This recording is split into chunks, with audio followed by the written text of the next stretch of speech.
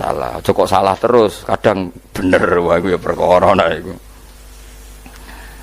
Enggak sing penting kowe wis mesti gawe ijazah ulama-ulama dhisik. Misale rapal Quran kabeh apal ayat kursi. Ayat kursi iku semua Quran iku ditulis ning Lauh Mahfuz kecuali ayat kursi. Dewe Nabi khusus ayat kursi iku aku jupuk min kanzil arsy. Dadi gamane Nabi ngendikan semua ayat-ayat Quran iku ning dokumen umum nggih ngono teng Lauh Mahfuz. Tapi aku jupuk ayat kursi min kanzil arsy. Kok gudange napa?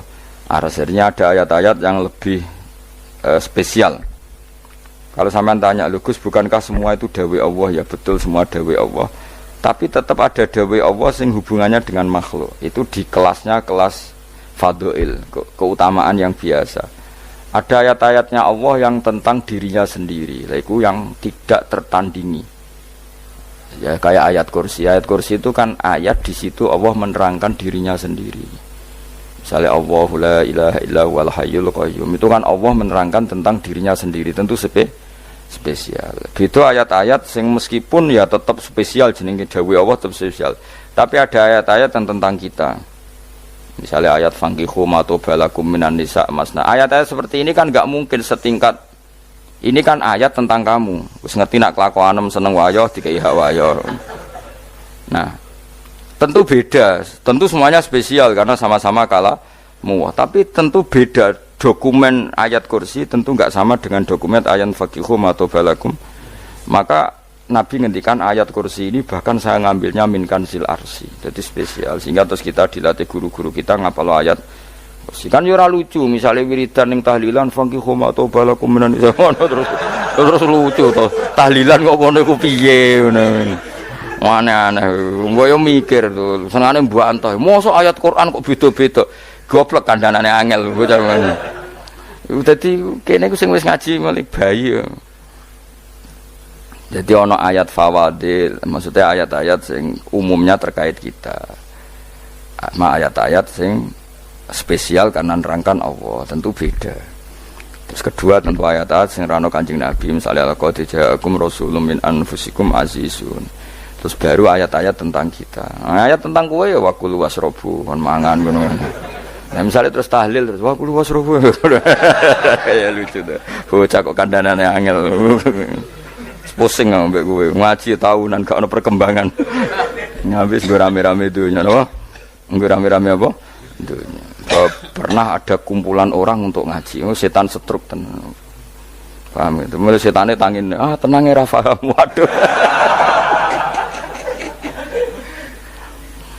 serepot ya. Ya, jadi kayak kudu ngerti ya. Jadi kabeh ayat Al-Quran spesial, tapi tradisinya ulama kan ada perdebatan apakah ada ayat fadilah dan mafdulah.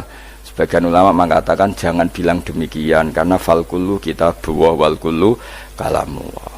Tapi kowe nak ngingkari iku ya keliru wong dohire Kanjeng Nabi ku ya ada ayat yang dipuji sundul langit kaya ayat kursi itu. Saya punya ayat yang bahkan dokumen itu tak ambil dari kanzil arsy katanya.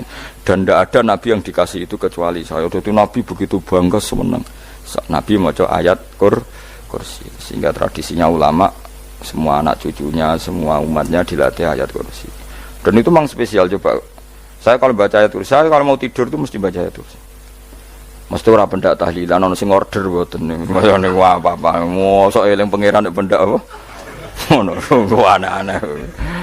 Tahlil kok dikritik, yo keliru sing kritik. Wong maca ayat kursi yo mbok kritik. Tapi ora dikritik yo perlu dikritik. Wong maca eling pangerane kok butuh berkat le dul nah eling yo eling. Ngono kuwi cara kula padha dene. Sing kritik mek sing dikritik. Kowe tahu tahlilan? Nate Gus nek ana undangan mboten mboten. Lah yo eling pangeran nek ngenteni apa? Undangan. Ngene ben ana sing tetep kritik, ben seimbang dunya iku ben seimbang. Apa? Balance kono sing kritik. Kula bolak-balik ketemu wong sing kritik tahlil nggih sowan kula. Saya tuh heran. Kenapa orang NU itu suka tahlilan? Terus ada berkat. Itu dalilnya mah. Sing ngono iku ya ora ono dalil, sing hasud nyoal ya ora ono dalil. Cara Kanjeng Nabi pirsa, tukang nyoal iku ono dalile to ora? Ya ndak ada ya, wis ora meneng ae sampeyan ketemu pangeran. Sampeyan ketemu pangeran cocokan di sing bener. Nah yang jelas nek sing tukang tahlil ditakoki pangeran. Kita tahu eling aku, nanti Gusti nak wonten undangan. Terklaret. Bocah kok eling iya, eling pangerane kok bedak napa? Misalnya kayak kudangan, orang kudangan belas ditakoki pangeran, dudang tonggo kok ora teko. Mergo wedi bid'ah misalnya. Nah, tapi nekani tonggo ya perintah Kanjeng. Ya sudah, enggak cocokan ae, ora usah debat saiki, enggak apa. Cocokan ae. Tapi nak cocokan mbek aku ora ketemu.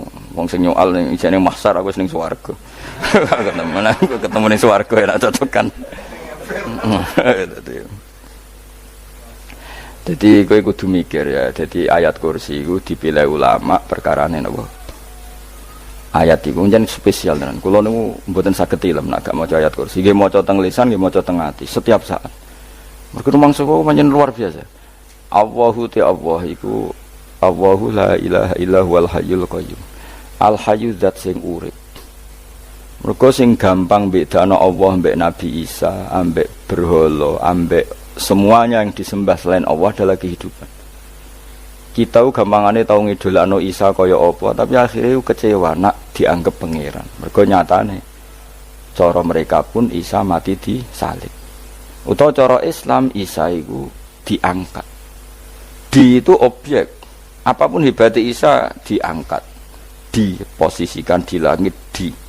Kerene apa jenenge di itu objek. Ya, berarti yang keren adalah subjeknya, yaitu Allah Subhanahu wa Ta'ala. Terus kita ini sebagai orang itu punya ketakutan. Nak pangeran mati ku piye? Nak kowe mati kan gak punya akibat apa-apa. Srengenge tetap baik-baik saja. Sistem falak galaksi baik-baik saja. Sistem alam baik-baik saja. Wong sing mati kuwe.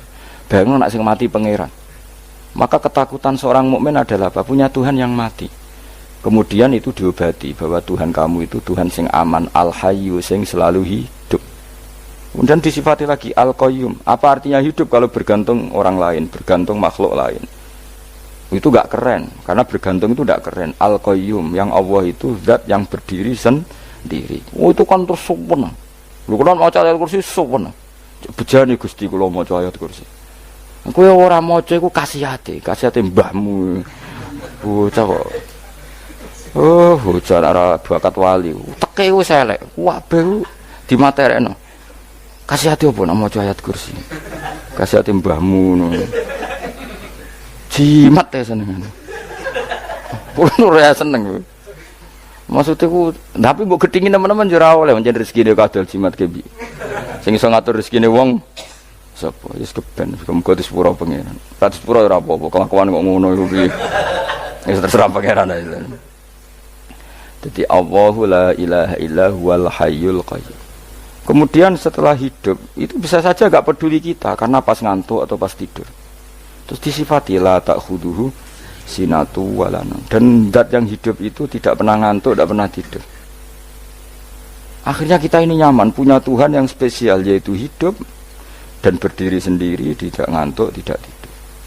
Terus budi lahu ma fis samawati wa ma fil ardh. Ya, dan miliknya Allah semua yang ada di langit dan bumi. Keren. Kita ini butuh air, butuh apa saja, dan itu milik Allah. Coba kalau milik manusia, nggak nak loro ning rumah sakit itu, oksigen larang ngono. Padahal kowe nak loro, oksigen di mana-mana gak tahu bah. Jadi kita seneng. Alam raya milik Allah kita seneng, karena alam ini milik zat yang nggak butuh alam raya, sehingga kita yang pakai.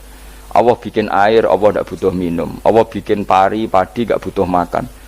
Dia bikin semuanya untuk kita. Padahal itu kita tidak ikut punya. Akhirnya seneng mbek pangeran. Cek apike jenengan Gusti gawe ra melok nganggo. Sing nganggo kita-kita ini. Coba aku ora roh gawe rokok gunane apa ora roh. Ya gunane pekerjaan Gus. Menyerap tenaga. Ya wis saurip-uripmu ngono. Sementing kowe roh gunane rokok. Paham nggih? Roh gunane rokok roh carane mandorot kanggo kowe. Dadi padha roe lah sementing.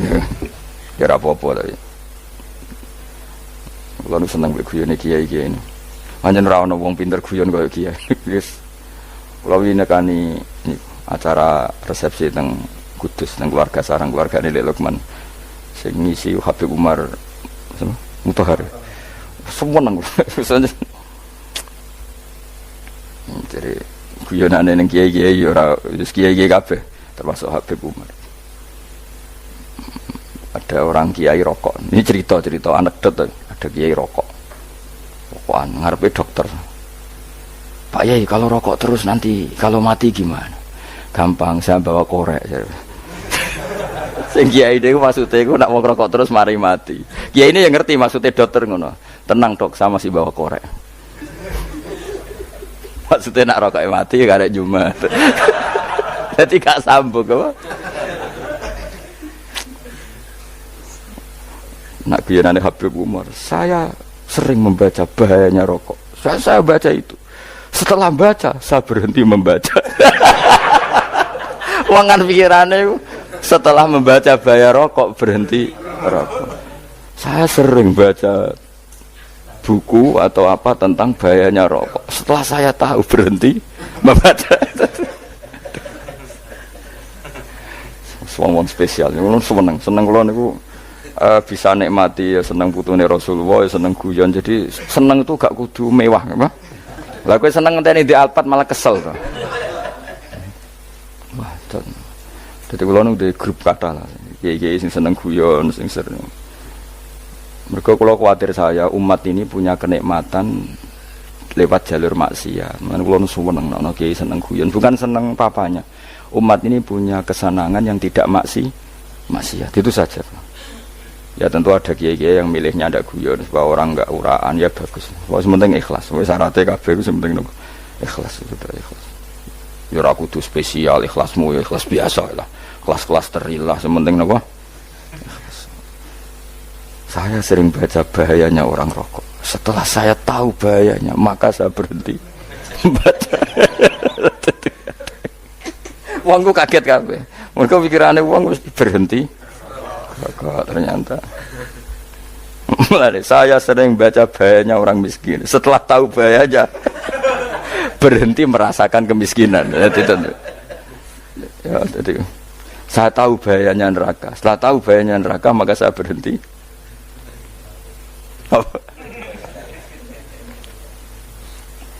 Ya, jadi terus disebutno lahu ma fis samawati wa ma fil ardi. Terus kita nyaman. Kayak apa kalau alam raya ini milik Cina, milik singkek, milik non muslim atau milik wong Islam sekalipun. Mesti apa-apa tuku.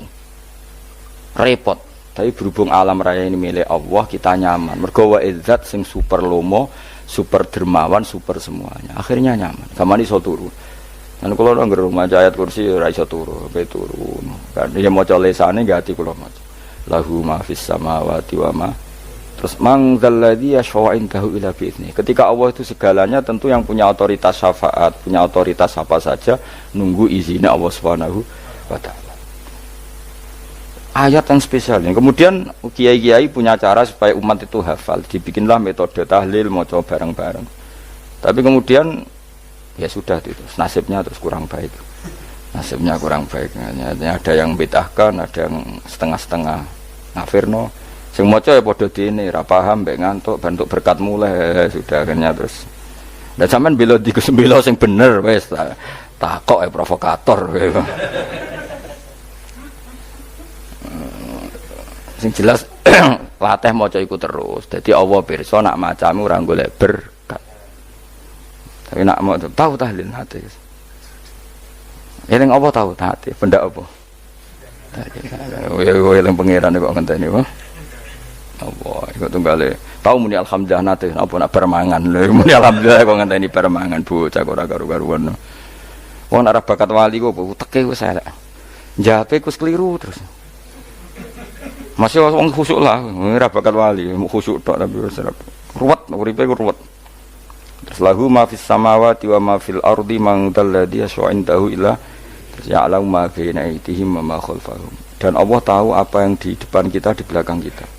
Terus kita lagi-lagi nyaman. Kayak apa misalnya kita yang lemah ini tidak dalam pengawasan Tuhan. Jika mana kalau misalnya dia anak cilik, anak itu tidak nyaman kalau ketika main gak didelok wong tuane, karena dia tahu ada hal-hal yang dia tidak bisa menggapai dan butuh setiap saat pada orang tuanya untuk membantu menggapai itu. Jadi anak masih seneng dolanan, sukanya diperhatikan tetap. Nah kita ini seneng sekali main ning dunyane pangeran diperhatikan Allah Ta'ala, karena Allah selalu tahu kita.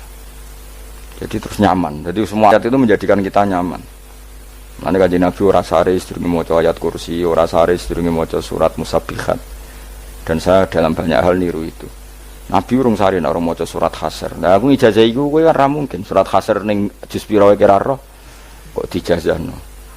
Sing iku lho sing diakhiri suti law anzalna hadzal qur'ana ala jabalil la ra'aitahu khashi'am. Itu tapi kok malah kok ngarep subhanallahi ma fis samawati wa ma fil ardi wa huwal azizul hakim. Terus waladzi akhrajal ladzina kafaru min ahli kitab. Ya bener subhanallahi ma fis samawati wa ma fil ardi terus. Tak terusnya terus waladzi akhrajal ladzina kafaru min waladzi akhrajal ladzina kafaru min ahli kitab min diyarihim li awalil hasyr. Ma dzanantum ayakhruju wa dhannu annahum mani'atum husunuhum min Allah fa'atahum saat terusnya serang rapal. Akhirnya ya itu tadi terakhir apa ya alau ma baina aitihim wa ma khalfahum terus wala yuhituna bi syai'in min ilmihi illa bima.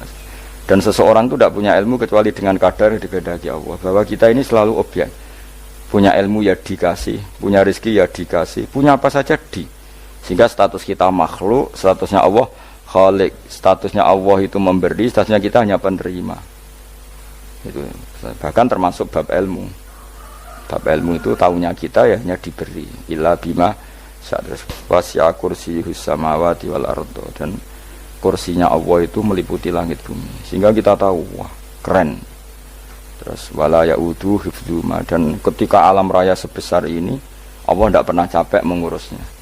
Ya, sampean tak pasrahi gawe kok ngrumat srengenge, sampean ngrumat listrik omahmu lho kadang kabel pedhot dope pedhot iku Allah ngrumat srengenge mulai digawe nganti saiki gak tahu mati, gak tahu bayar. PLN itu kon gawe 0, sekian gak tahu rusak setahun kon jamin ora ngara iso. Allah gawe srengenge mulai Nabi Adam nganti saiki ora tahu bengkelno. Oke gak tahu mikir ngono, jen ra wali yo. Lah srengenge misale error terus pangeran ngumumno leren sik 3 wulan lagi ditoto. Ya repot dul. Ngono kok ora tahu mikir bocah kok. Lan utek sing anut wali-wali uteke waras. Menduwe ora di dhuwit sumpek di dhuwit seneng wis ngono tok pikirane. Ora tahu kagum mbek srengenge, ora tahu bengkel, ora tahu. Mergo emang ora bakat wali itu teke wis innalillahi wa inna ilaihi raji'un. Ngono ya kok urip ngono. Habis ben urip pancen waya apa? Mati rame-rame apa? Donya nak ana ku ya sepi tenan. Gak ana wong gawa nasa urip ngalor gitu. Ngaji sepeda dibayar paham yang mulai apa yang mulai nggak takut ibu juri barang mau kaji mau Gus Pak nerangno apa delok rekamane iki atek dong wae tapi aku luwih seneng ngono timbang kowe nyimpul malah tambah keliru kabeh. Kula niku paling asline paling ra cocok ngaji disimpul lho uteke beda kok nyimpul terus piye. Tapi dilarang piye wong niate ya seneng, tapi didukung mesti keliru, wong nyimpul keliru. Mergo mesti nganggo teke dhewe. Wis ben kok nunggu rame-rame apa. Kulo kadang mikir ya Allah. Lah saiki PLN ngurus listrik sak Indonesia iku dibagi-bagi per wilayah. Jogja tok, kok Bantul tok iku wae bengkel. Allah nggih srengenge iku langsung bener terus. Nah wong bosan digawe bengi ben ra ketemu srengenge digenti bulan nek enak. Kok bosan matahari, bosan rembulan ana mendung wis turu. Damuk bojo lah laudan selali. Sekarang itu segampang itu ngatur dunia itu segampang itu. Paham ya? Jadi enak lah pokoknya urip wis enak, pokoke kabeh anut pangeran wis enak. Wala yautu hifdzuhuma wa huwal alil azim terus turu. Semun Gusti kula tak tilem seteng dunia baik-baik saja. Sopan nang mbek pangeran. Lah maca ngene kok ngenteni kundangan. Kok kon dadi wali kuwi. Lah sing ora hafal ayat kursi terus ngritik, ora hafal. Buta ngono. Wis hafal lose wis darah di bitalas penting kowe hafal ayat kursi sik. Hafal? Enggak. Ya ayat kowe hafal sik terus lagi bid'ah ora apa-apa. Dadi mergo ngono. Kaya kula misale bid'ah ora bener, mergo ora tahlilan lah yo maca. Kalau yo bingung ngadepi jenengan belondi padha ora jelas iki. Yo ayat kursi ku waca. Nah, tentu ayat yang seperti ini kan enggak mungkin kualitasnya setingkat nyuwun sewu ayat waqulu wasrobu. Makanya banyak ulama sampean delok teng kene itqon teng kitab-kitab tetap ada ayat sing spesial. Ada ayat sing spesial tapi tentu enggak sekelasnya. Jangan kamu katakan atas bawah nanti suul adab kalah muwah, tapi tentu spesialnya ayat kursi itu tentu super karena menerangkan Allah sendiri.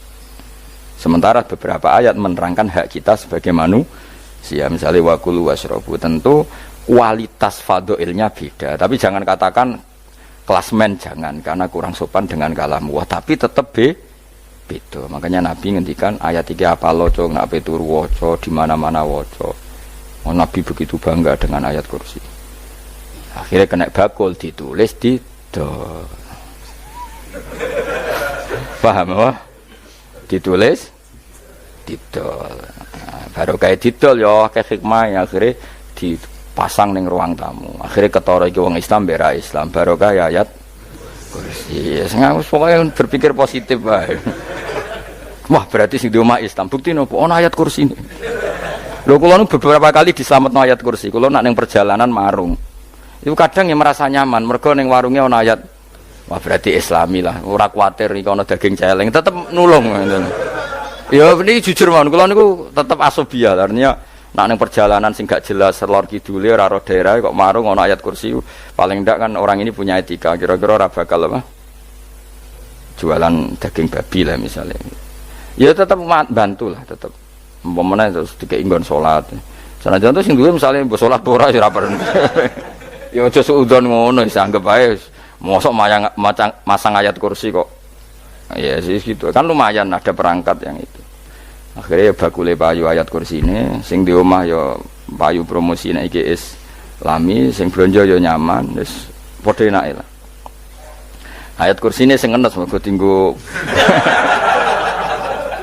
Ya tapi ya ndak lah. Nak niate ngono ya tapi ya ayat kursi tetap mulia dengan dirinya sendiri. Kulo seneng tenan mbek jenenge ayat kursi ya.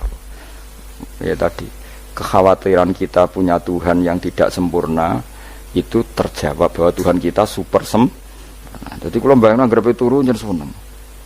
Senenge wae Gusti nak kula turu iku langit bumi gak masalah. Bayangno nak pangeran sing turu, sistem Tuhan hancur. Makanya syaratnya jadi Tuhan la ta'khudhuhu sinatu walan. Padahal kita menyaksikan Nabi Isa turu. Beberapa yang dituhankan selain Allah turu ngantuk.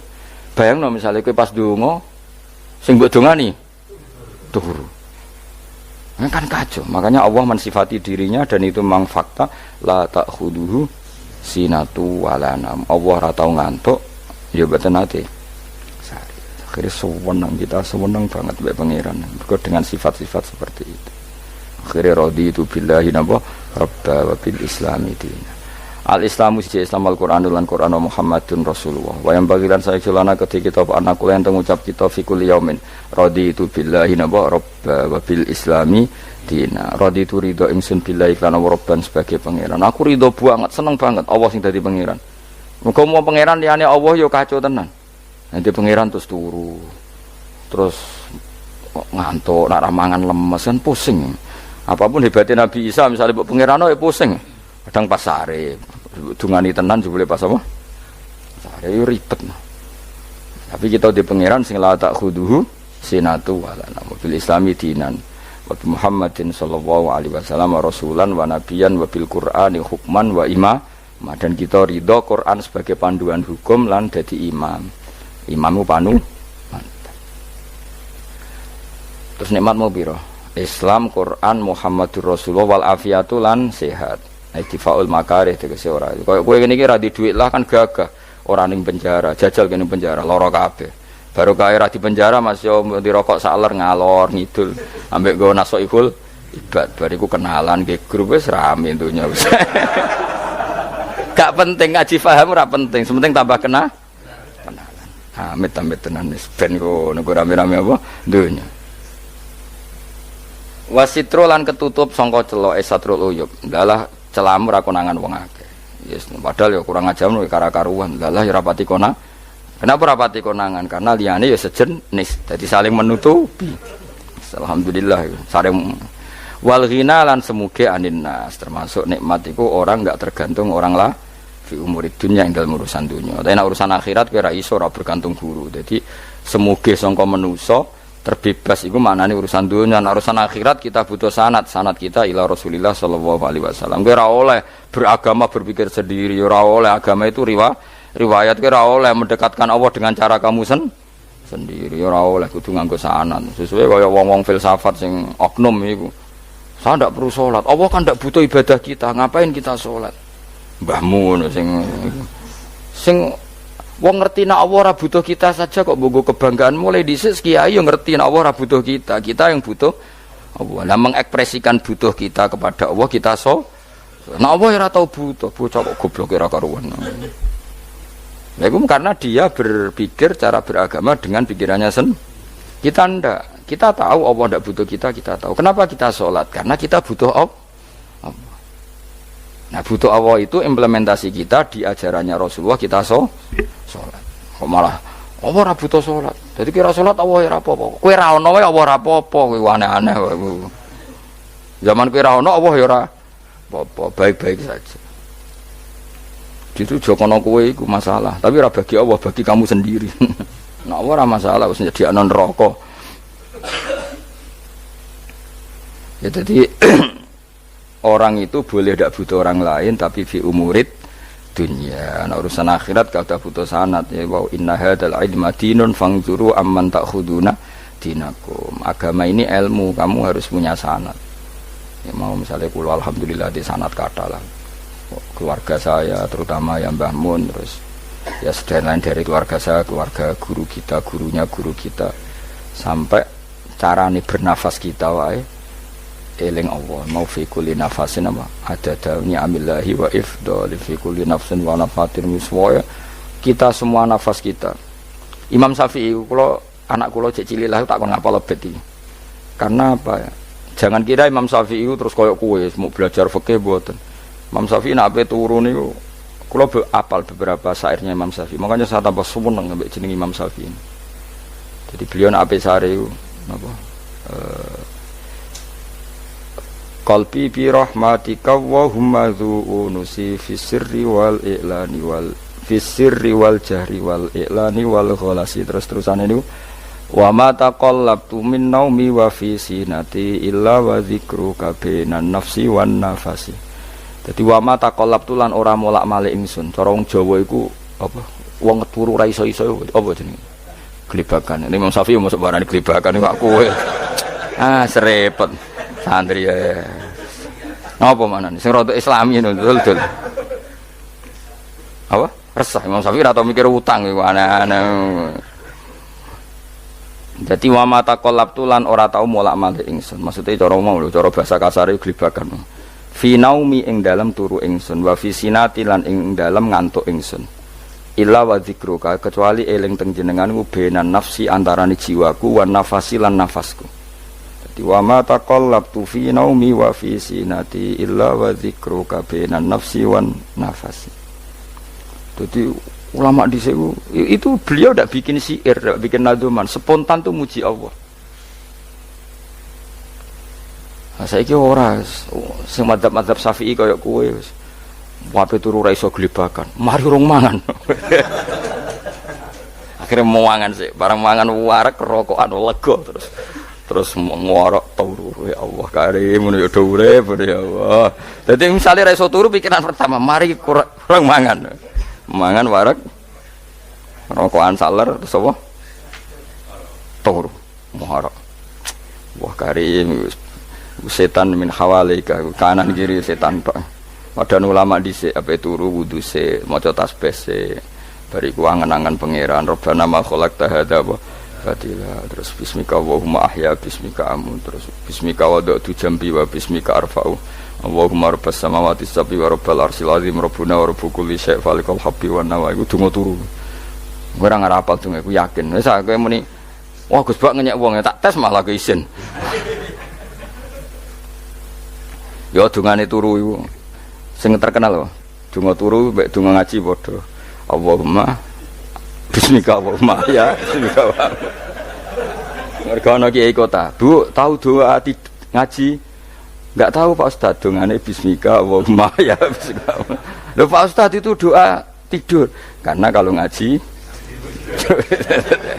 nah jare ora kiai donga turu mek ngaji ku padha aku dhisik wis kal maksude ku piye kok donga turu mek ngaji padha jebule nak ngaji turu. Ana kena ngaji dengan apa bismika Allahumma ya bismika terus ngaji faslun wis tok ndi. Serepet. Wis rame-rame. Jute yo urip apa? Wal afiatu lan afiate difaul makare tegese ketolak sangka barang sing ora seneng. Supaya kula suwun nggih supaya jenengan sing seneng pangeran iki sai-sai samu. Supaya piye-piye sifat dasar wong mukmin bi walladzina amanu asyaddu hubbalillah. Misale ora iso asyaddu ya sementing hubban. Ya tentu asyaddu itu wong mukmin banget senenge ning pangeran. Kena makome rong iso asyaddu ya sementing ana senenge. Ya ana apa? Ana senenge wis dengan kadar yang klasem lah sampai sono. Anak makome para wali ya asyaddu banget seneng. Mau apa turu nak orang mau ayat kursi gak lega ya paham. Cukup mau ayat kursi bedak tahli. Mulane aku seneng ono sing ngritik aku seneng. Ben rame itunya, ben seru. Sing ngritik ya muga-muga apal tahlil. Dari ngritik itu fair, ora apa-apa apal terus ngritik. Mun tahlil sing musolli Abdullah sallallahu alaihi wasallam meneng kabeh wis. Iku meneh ada sing ngritik, sing melok ora apal. Pokoke ujug-ujug muni wo filun. Susah. Iya deh kau masoli Abdullah Salati ala asati makhlukatika Nurul Huda saya mas Nurul Huda terus aku sengguri semua orang gofil aduh sing ramen itu makiai apal profesi ini apal karena yang desa modelnya permanen bagian tahlil yo tahlil terus bagian dongo yo. Jadi sehingga kiai dongo kok digeser jadi mimpin tahlil yo gagap. Lho akeh lho kiai ngalim kon mikir tahlil yo mikir mergo wah dateng daerah kula kiai ngalim bar kon mimpin tahlil terus maca la ilaha illallah. Wah niki sempun niki pun tak takoki kene apa? Kapal. Dene ra apal urutane iku ora apal. Iku kan butuh apa ya? Butuh keahlian gitu. Repot. Kok gini sing tahlil loro. Kapok ngene. Nah kula tetep apal tapi singkat ae. Iku ngono sing luwih ahli to. Sing guri wis sing guri kacau meneh. Tahlil dening kiai iki sing guri sampe wah suwi iku. Mergo terkenal mbah iku nak tahlil. Suwi. Aduh. Masyarakat repot bareng diumumno BMC tahlil dipimpin kiai niki. Sing guri jape wah suwi. Aduh. Lah gerdungo dene Gus Pak dos wah cepet mesti nek Gus Pak. Aku mergo ngono donga suwi ra mesti mandi ya sadok cepet ae timbang donga nguri. Sing nguri mesti gremeng ana wong gak terkenal dongane suwi mesti dicing wis nguri. Waduh apa? Sawe. Mergo pikirane wong-wong wis nang berkat dibagi mulai.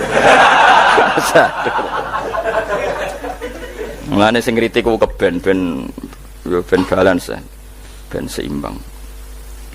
Cuma kalau suwon sing kritik ya kudu ngergani lah piye-piye iku umat dilatih kenal pangerane liwat kalimah thayyibah karena itu cara. Coba nek wis kenal ya aja waca bendak tahlil, tapi turu ya diwaca ning omah ya diwaca.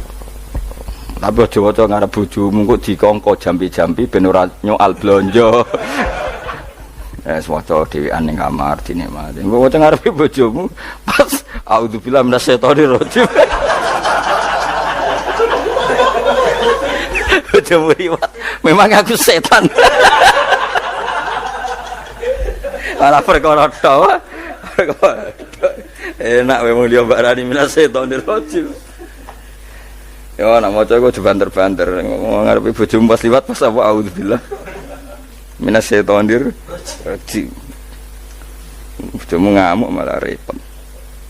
Anas sange Anas anan Nabi sallallahu alaihi wasallam kala dawuh sapa Nabi dawuh yaqulu dawuh sapa rabbukum pangeran sira kabeh fil hadis qudsi ing dalam hadis qudsi dawuh ya ibnu adam ya anak adam tafarruh tenanono sira li ibadah tafarruhu fokus farruhi fokus tafarruh fokus sira tapi mosok iki kuwi maknane fokus napa iki kuwi maknane apa tenanono sira li ibadati krana ibadah ingsun amlak mongko ngebayi ingsun kalbaka ing ati sira hinan ing semuge kowe atimu kebaki eling aku mesti atimu ku sugih wa amlak lan ngebayi ingsun ya deka ing ngarepmu rizkon apane rezekine utawa rizkon ing rezeki wis aku iku eling aku tenanan mesti atimu tak gawe ati sing cukup lan rezekimu tak cukupi. Ya ibna Adam, la taba atau aja ngedoh sira an lisange ingsun.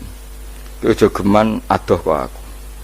Kaya apa apike pangeran, zat sing gak butuh kita tapi mengandani kita, kowe kok aja adoh kok aku. Wis sing parek aku. Mergo kae nak adoh kok aku amlak mongko nut apa jenenge ngebai ingsun kalbaka fakron. Kowe nak adoh kok aku mesti kowe fikir. Nek sojo sampai kowe yo fikir ati, fikir donya. Mergo adoh kok pangeran. Wong kok adoh kok pangeran di amlak kalbaka fakron. Wa amla ulan ngebai ingsun yade ka ing tangan loro sira suhulan ing sibuk. Akhire wis adoh pangeran sibuk tapi ora dadekno barokahe uripe. Iku lara-larane wong kaya ya sibuk kangelan jebule ora dadi barokahe uripe. Mergo adoh saking pangeran. Ruang riwayat hadis sapa Tabrani Imam Tabrani wal Hakim. Falamma ta'antu fi thamani asyrata wa sannaftu kitab qada ya sahaba wa tabi'in. Terus sannaftu tarikh fil Madinah inda qabrin Nabi sallallahu alaihi wasallam wa kuntu aktubuhu fil layalil mukmirah. Terus beliau saking kepingine tabarruk mbek Rasulullah niku setiap ngarang niku momentumnya nyari supaya dekat Rasulullah sallallahu alaihi wasallam.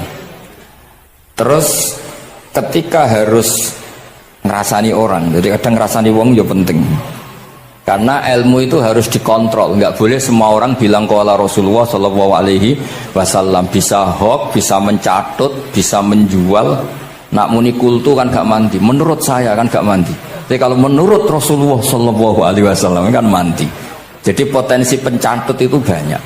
Sehingga dibutuhkan koreksi dalam ilmu hadis disebut al-jarhu wa ta'dil, disebut al-jarhu wa ta'dil. Harus ada kualifikasi rawi.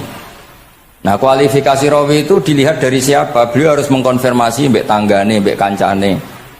Kadang ning jaba ketok sabar, ketok ramah, jebule nak nang omah kerenge ra karuan. Nah, itu harus dikonfirmasi.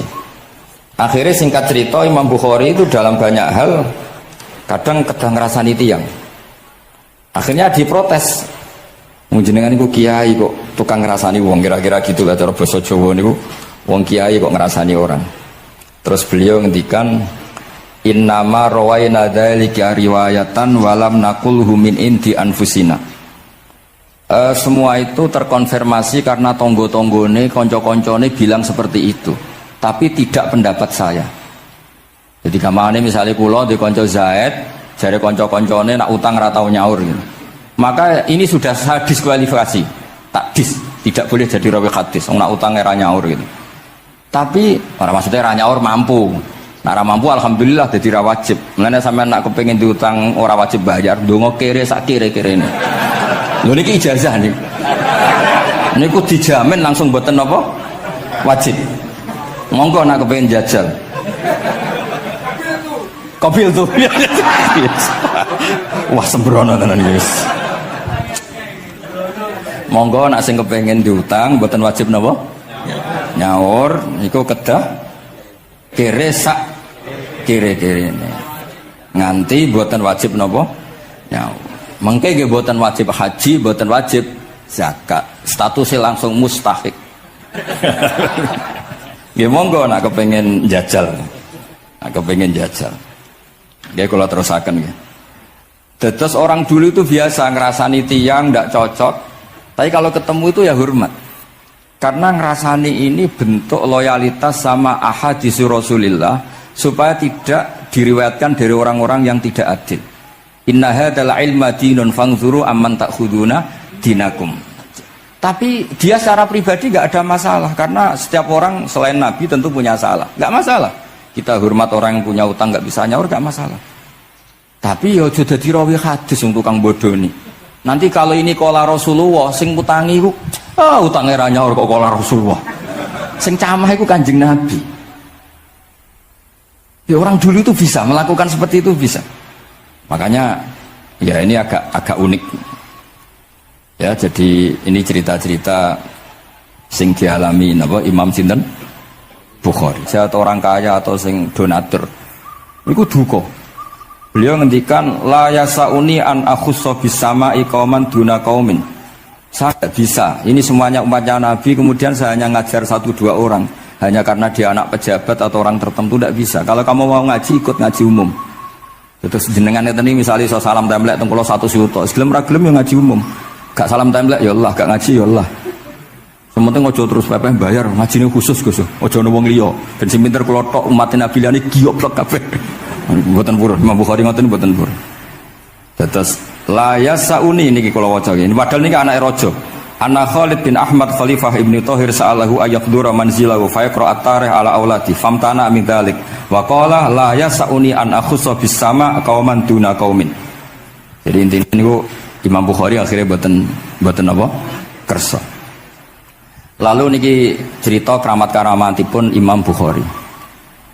Imam Bukhari niku selain kualifikasi hadis sesuai al-jarh wa ta'dil, niku setiap hadis niku disolati. Beliau adus sholat 2 rakaat, memanfaatkan perangkat rohani.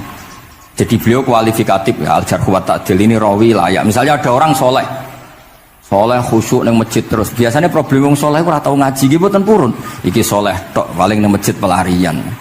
Niku kan kathah tiyang wiridan ning masjid tak kok betah ning masjid. Nak ning omah ono sing ngamuk ning ngene mboten. Malah pengurus-pengurus takmir masjid ya ali nak cerita kula niku sakniki kuwathah Gus, tiyang teng masjid itu suwi-suwi. Dadi mlayu ning masjid iku perkarane kudu ngising, ning omahe WC-ne elek ning masjid apik. Lho nu bar dhuwur turu, ditakoki takmir kok turu ning kene ning omah ana kipas angin ning kene ana kipas angin. Niki mboten suudzon, suul yakin kathah sing ngoten niku. Dadi ini mun sak dhuwure suudzon. Wong kula ra Imam Bukhari wae salah ra Allah. Engko njuk sepuro pengenan. Tapi itu cerita. Makanya Imam Bukhari ngendikan ono wong adil tapi ora tak jaluki riwayat. Mergo tidak diketahui dia yujalisu ahlal ilm sama dengan madzhabnya Imam Malik. Karena ilmu itu butuh dikonfrontasi, butuh misalnya Nabi ngendikan ini kok dohire tanafi mbek niki, daure kok ta'arud. Itu kalau ahlul ilmi ngerti duduk perkaranya. Karena itu ilmu itu. Begitu juga Imam Malik seperti itu. Nah, singkat cerita Imam Bukhari itu pede meriwayatkan hadis setelah banyak orang mimpi Rasulullah itu liwat ditututi Imam Bukhari. Iku fawwah ma akhta aqdamahu qadamai Rasulullah sallallahu alaihi wasallam. Terus delamaan yang pernah diinjek Rasulullah niku mautia aqdami Rasulullah sing nate diinjek qadami napa Rasulullah. Itu Imam Bukhari persis di situ. Akhirnya ulama tahu itu maknanya betapa persisnya beliau ketika meriwayatkan hadisnya Rasulullah Shallallahu Alaihi Wasallam. Ada lagi orang mimpi, niki teng kitab Fathul Bari. Imam Bukhari itu betul khirbah itu semacam peso kecil. Ya zubu anhu itu kalau ada orang melukai Nabi, dia yang bela-belain supaya orang itu tidak bisa melukai Nabi. Dan itu ditakwil oleh ulama bahwa beliau yang nanti akan mensortir al-ahadis al-maudu'ah, dibuang semua, nggak boleh dinisbatkan kepada Rasulullah Shallallahu Alaihi Wasallam. Jadi kemana itu jasa-jasa ini pun Imam Bukhari. Terus ketika beliau mau kapundhut, niki ben mboten kesuwen, niki Gus Sapang pun badhe nyanyi Gus. Apa nasib? Nasib itu terjemahannya nyanyi ku anak-anak. Nah kanggo jenengan terjemahannya nyanyi, nah ya amang mboten terjemahannya tetap nasib. Sholawatan ya. Nah Gus Sapang nyanyi ben tawadhu sederhana bahasane ora usah sok suci biasa wae. Tadi nak Habib Muhammad bin Yahya ya Amang ini qasidah terjemahannya sholawat. Gus Sapang wis nyanyi wis gampang. Ngaji lagu. Insyaallah barokah tawadhu niku apik lah. Terus Imam Bukhari ketika mau kapundhut itu tertib sekali.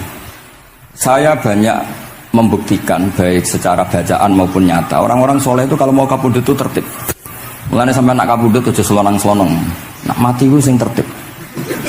Sing rapi lah, tertata. Kalau cerita sedikit. Bapak kula niku selawase niku tiap tahun nilai kula teng Jogja. Tapi mboten pernah memamitkan saya sama ketua tempat kerja kula. Niku bapak tindak tengkene kula Jumadil Ula niku sak tak pamitno mbek kancamu ku guru-gurumu kanca-kanca kowe mulai ngenteni aku. Terus bapak Recep kapundhut. Mbah Mun juga gitu, saya menyaksikan sendiri mau kapundhut itu uang dititipkan ke Subab. Iki aku nak balekno nak aku ora balik wis bagi dulur-dulurmu. Beliau di pesawat ngendikan yang Gus Yasin, tenang Gus Yasin, aku tahlili. Ternyata di Mekah kabundut. Itu contoh-contoh kabundut yang tertib, beretika dan berperadaban. Nah Imam Ghazali luwih parah malih, parah kramate boten parah masalahnya. Enggak mbok potong dadi geger. Niku badhe kabundut itu tuku kafan piyambak. Tuku kafan. Terus kanca-kanca sing perjalanan 3 hari karena dulu enggak ada pesawat. Ora ono WA. Niku diundang. Tolong dinongkas ning nggonku ya. Ketika beliau kabundut itu orang yang perjalanan 3 hari enggak ada yang terlambat. Ditakoki, "Kenapa kamu enggak terlambat?" "Saya sudah diundang 3 hari yang lalu." Nanti aku tuku kafan terus badhe niku badhe subuh salat terus ya mbak cara Jawa nggih agak selonjor terus adike diceluk ali ya bil kafni aku jupukno kafanku. Terus diambung terus beliau ngendikan alar ridho bil intiqal ila malikil mulki pun kula ridho pindah teng alame jenengan Gusti maksudnya kabundut. Ya terus kabundut. Jadi adike ya ora ribet tuku kafan, ora ribet tuku. Saiki ya ana persiapan tapi gaya-gayanan tok kuburane wis digawe. Terus gaya mergo larang kawasane iku elit. Niku mboten keramat ning sembrono nih. Lah Imam Bukhari nggih ngoten badhe kabundut tuh wali-wali angkatan beliau ku dipeni. Desane piyambake jenenge Khortangka, napa bacane Khortanak mboten ngerti. Pokoke kawasan Uzbek karena itu ejaan Soviet. Sauni-unimu lho waca Khortangka, cek Khortanak, cek apa ngono lho. Sing maca penting aja waca demaan karena tulisane kok sik. Niku wali-wali ngipi ketemu Rasulullah teng pagar desa, teng pojok, teng pintu gerbang. Wali-wali tanya, "Ya Rasulullah, kenapa engkau di sini?" "Antaziru Muhammad bin Ismail." Aku ngenteni Muhammad bin Ismail. Apa tak jak bareng. Terus wali-wali ini tangi krungu kabar Imam Bukhari kabundut. Nama beliau kan Muhammad bin Ismail. Jadi akhirnya wali-wali ngerti. Jadi ya badhe kabundut itu ditunggoni Rasulullah sallallahu alaihi wasallam. Kula waca nggih tak waca Arabe. Engko nak mboten paham nggih muni amin amin niki semene. Mboten santai mawon sampean. Kula niki mumpung dadi wong saleh mergo nderekaken kersane Habib Bidin. Ya kadang saleh kadang ora, nek ora saleh ya istighfar wis gampang. Urusan mbek pangeran niku gampang. Ribet urusan mbek manusa. Wis njuk sepuro iki kadang gremeng ya. Tapi ora usah kaget ya apike manusa kalah apik mbek pangeran. Pangeran wis ghafur kok manusa kok ghafur ketok ya ora lah wis biasa wae ngoten. Gampang urusan mbek pangeran ya. Ya cara kaidah fikih kan ngoten. Haqqullah mabniun alal musamaha. Urusan mbek pangeran iku gampang. Nah, urusan mbek manusa ruwet ya. Sing dawuhe ahli niku wis. Niku fakta apa pengalaman ya? Pengalaman apa fakta? Pengalaman. Pengalaman. Niki kanca kula wali ahli Ali Al-Habsyi. Nggih boten enten perkembangan mulai mbek kula ya ora jelas ya. Oke kalau waca ya. Akhbarona Muhammad bin Makki sami'tu Abdul Wahid bin Adam at-Tawasis yaqul ra'aitu an-nabiyya sallallahu alaihi wasallam fi naumi wa ma'ahu jama'atun min ashabi wa huwa waqifun fi mawdi'in fasallamtu alaihi faradda alayhi salam faqultu ma wuqufuka huna ya Rasulullah qala antaziru Muhammad bin Ismail falamma kana ba'da ayamin balaghani mautuh fanadhartu fa idzan huwa qad mata fi sa'ah allati ra'aitu fiha an-nabiyya sallallahu alaihi wasallam. Monggo ya nak badhe kapundhut sing tertib ya. Habib Ali bin Utsman kabari Habib Bidin ya Ali Al-Habsyi ya Muhammad kondo-kondo sik dadi saged takziah ya. Nah, ketika Fatihah itu sebegitu keramatnya, sebegitu topnya, itu setan rapat singkat cerita itu yang tadi dipimpin oleh iblis yang sedang terkapar apa? Terus tali obatnya nggak ada, cuma dia shock karena ada surat yang turun yang melafatkan itu pasti selamat dari apa? Neraka. Nah ini gimana saran Anda? Terus sarannya adalah bikin orang-orang itu lupa tidak baca Fatihah. Nah ini rapatnya iblis. Idzabu wajtahidu hatta tufilu qulubahum hatta la yaqulu hadis surah. Kala yuksiru qiraataha wa la yakunu lahum ajrun wa thawabun bal yakunu lahum adzabun wa iqabun. Kemudian yang terakhir saya beri ijazah tentang Al-Fatihah ya, karena ini surat yang populer. Kalau saya ijazahi Quran 30 juz pasti sampean nggak hafal. Atau ijazah surat Baqarah, kalau mau Baqarah mau. Ijazahi surat Baqarah mau 2 juz setengah. Mau Mas Asep? Ya Fatihah aja yang gampang ya. Nah, udah. Ya kulhu Fatihah ini paket ringan ini. Tapi pahalanya apa? Besar. Ini beda ya, artinya selama ini mungkin Anda baca tapi monoton ya. Tapi ini saya bacakan teks aslinya tentang istilahnya itu mazaya itu kelebihannya Fatihah. Saya baca Arabnya dulu, nanti ini terakhir ini ijazah tadi kan saran-saran umum tentang sosial. Ya, pokoknya jadikan kebaikan itu punya nilai sosial yang baik lah. Jadi nanti orang yang nggak amanah nggak laku. Ya, calon bupati, gubernur, presiden yang nggak amanah juga nggak laku. Begitu juga kiai yang tidak amanah juga nggak laku. Suami yang nggak amanah juga nggak laku. Istri yang nggak amanah juga. Sehingga kebaikan ini jadi nilai sosial yang dalam tanda kutip sudah keniscayaan. Yang diinginkan Allah itu seperti itu. Bukan kebaikan yang dipaksakan karena kekuatan negara. Maksudnya kalau bisa kebaikan itu tidak usah dipaksakan. Memang sudah satu kebutuhan. Kayak cerita-cerita di negara maju itu. Bahkan apapun jatuh itu nggak ada yang ngambil apa itu. Makanya gambarannya Mekah Madinah kan gitu kan. Barang jatuh nggak ada yang berani apa ngambil, itu saking sudah jadi sistem. Sehingga banyak negara di Eropa itu yang sampai nggak punya tentara, nggak punya polisi karena kebaikan sudah. Nah kita kan masih capek, polisinya aja capek apalagi masyarakatnya, karena ya kebaikan itu belum jadi nilai bersama. Nah kita selain ditopang negara, ada polisi, ada tentara, itu kita usahakan kebaikan itu jadi nilai bersama. Tadi wa'tamiru bainakum bima'ruf. Dan kita punya reputasi yang bagus dalam bab ini. Saya masih ingat kecil saya itu yang jilbaban hanya keluarga kiai. Sekarang rata-rata masyarakat itu jilbaban. Dulu yang sekolah SMP, SMA itu jilbaban kadang dulu malah dilarang ya, harus sama seperti itu seragamnya. Sekarang sudah boleh. Dan nyaman. Lama-lama yang dapat simpatik ya yang pakai pakaian model tertutup seperti itu. Lama-lama gamane cara wong golek mantu ya golek yang seperti itu daripada yang blodor. Lama-lama jadi nilai bersama. Ya ingin saya seperti itulah. Di terminal juga sama. Orang mau makan cari warung yang kelihatan ada ayat kursinya, pakai jilbab atau paling enggak dia enggak mungkin lah nyuguhkan yang tiren atau yang haram. Kan ada garansi sosial, ada apa? Ada garansi apa? Sosial dengan penampilan yang soleh itu kan, masa iya nyuguhkan oplosan babi gitu misalnya itu. Jadi nilai sosial itu harus benar-benar jadi nilai sehingga negara biar gak capek-capek. Polisi juga gak capek kan karena tugasnya corong Jawa mau ngawat-ngawati tok, tapi sudah tidak perlu tegang karena kebaikan sudah jadi nilai bersama. Ya, ingat-ingat ya ayatnya tadi wa'tamiru bainakum bima'ruf. Jadi kebaikan itu harus jadi nilai bersama. Iktimar itu menjadi urusan bersama. Makanya kalau kita rapat besar disebut apa? Muktamar. Muktamar itu urusan bersama. Ya tadi imamnya sholat juga menopang Gojek karena enggak lama-lama nopang Grab, nopang Kernet, nopang penjaga Indomaret, penjaga bensin, pom bensin. Nah dia hanya punya waktu 5 menit terus imamnya baca Baqarah kan. Iya imamnya mursyid, mungkin dia tambah lama tambah dapat aplaus dari muhibbinnya, tapi makmumnya dia tambah lama tambah dapat penghormatan dari pecintanya, tapi kitanya wah khusyuk wali kan, dia dapat status naik lah, kita yang sudah tidak ikut jadi wali diganggu apa pekerjaannya. Kalau ada imam seperti itu sampai mufaroqah saja, niat ya Allah sampai sini saja saya makmum orang itu, silakan orang itu punya urusan sendiri dengan jenengan, ya sudah atau salib saja apa. Nah, itu boleh kalau dalam fikih namanya apa?